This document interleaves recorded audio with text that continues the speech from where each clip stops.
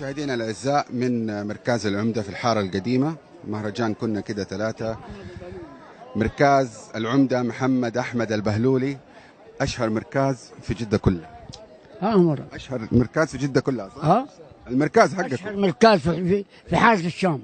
طبعا حارة الشام معروفة، والمركز حقك يا عمدة أشهر مركز. ده عشان إنك أهلاوي اهلاوي انا. صحيح ولا أنا؟ احنا اهلاوي. كيف المهرجان شفت السنة هذه؟ انا يا سلام حاجة حلوة والله. الله يديهم العافية اللي قاموا بالموضوع هذا، وهم يعني بجودهم الحمد لله. اللي هو اسمه ايه ده السلطان بن سلمان، الله يديهم العافية ان شاء الله ويستروا. هم اللي قايمين بالموضوع هذا. طيب مين من العمد هنا يجلس دائما معك على المركز؟ يجلس معك دائما؟ عندك اللبان، استاذ محسن اللبان، يوسف عاشور. طيب نبدا مع العمده يوسف. الله يسلمك حبيبي. يوسف عاشور عشري. والنعم فيك. الان مركز عمده بيقول انك تجلس معي دائما هنا. هذه حارتي، احنا ولدنا هنا بالحاره هذه، ولازم نقعد هنا. حاره الشام كلنا ولدنا هنا بالحاره دي، ولازم نقعد هنا. ما عندنا محلات اللي هي المراكز دي. المركز بعراقته وتاريخه، وانه شيء من التراث الحجازي وشيء من عاداتنا لا يمكن تتغير. بس احنا نلاحظ انه في السنوات الاخيره زي الجيل الجديد ابتعد كثيرا عنها. لانه هو ما ابتعد، هم يحبوها، لكن البلديه ما يديهم فرص. هي المراكز كل الناس يحبوا يقعدوا عند كل حاره، عند يقعدوا بدايه ما يقعدوا في قهاوي، لكن البلديه ما تدي فرص لهم. لانه اهم شيء المراكز، لانه المركز اللي يقعدوا فيه ناس مؤدبين وتسمع يعني كلام حلو، ايوه احسن من القهاوي ومن الحلات الثانيه. هي يعني اهم شيء عندنا هي المراكز والمقاعد حقت اول. طيب عمده يوسف، انا لفت انتباهي في شخصيه العمده يكون لازم معاه العصايه والخاتم، له فص كبير كذا يكون تمام، والسديري والعمه.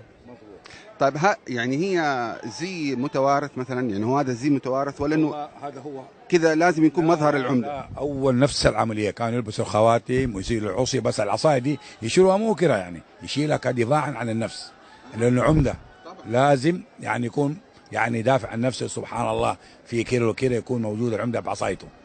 الخاتم هذا بس زينه ومنظر، لانها خواتم عريضه وكبيره ولها سعرها هذه بس. والمراكز هذه يعني لها جلستها، مو كل واحد يقعد فيها بس.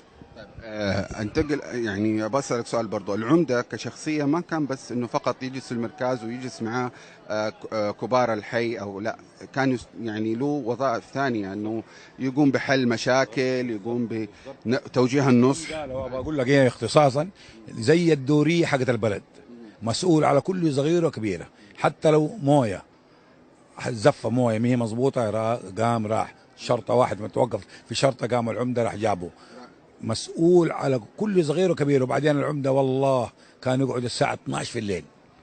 دحين العمد حق دحين ما يقعد ولا اذان عشاء، وطلب الله. بس اول عمده صح، يعني من الصباح انا اخبر العمده بعيسى الله يغفر له، والله من الصبح هو عمده لين 2 في الليل او 3 في الليل هو عمده.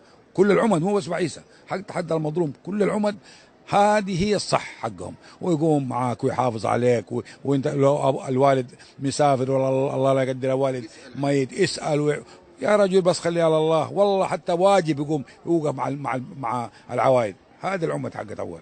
طيب دحين فرضا احنا موجودين في حارة الشام، وعمدة حارة الشام موجود، وفي مثلا مشكلة حصلت في حارة المظلوم، هل مثلا يروح مثلا العمده حق حاره المظلوم يتفاهم مع عمده حاره الشام؟ مع بعض.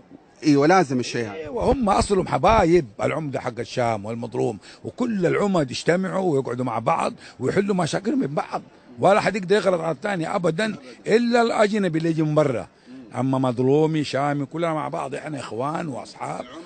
حتى الاصحاب حتى احنا مع بعض نروح ونجي ونلعب كوره مع بعض. ديك الايام ما في فرق، حتى في المزمار يكملوا بعض وقفوا جنب بعض صفوف ثانيه. يعني الصراحه يعني رجال، بالعربي كده رجال بس.